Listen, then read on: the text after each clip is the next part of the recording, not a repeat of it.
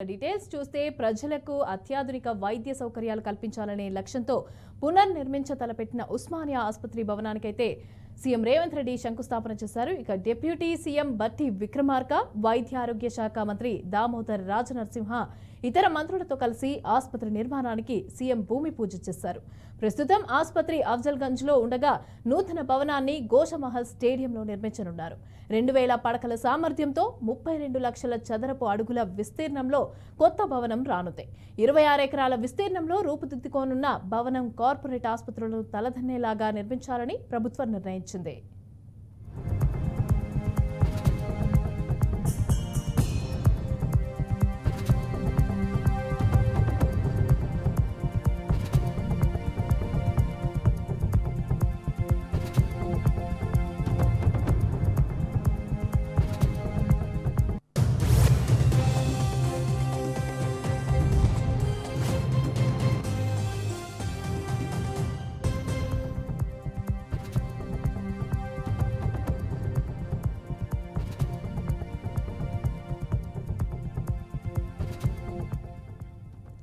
రాబోయే 100 ఏళ్ల అవసరాలకు తగినట్లుగా తీర్చిదిద్దాలని ఇటీవల నిర్వహించిన సమీక్షలో ముఖ్యమంత్రి అధికారులను ఆదేశించారు.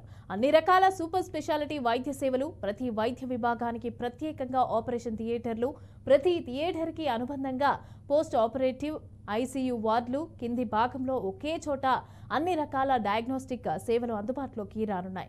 భవన నిర్మాణానికి సుమారుగా 2500 కోట్ల నుంచి 2700 కోట్ల వరకు వ్యయం కానుందని అంచనా వేశారు. ఇక కొత్త భవనం ప్రారంభోత్సవం తర్వాత 20% వైద్యుల సంఖ్య పెరగనుంది.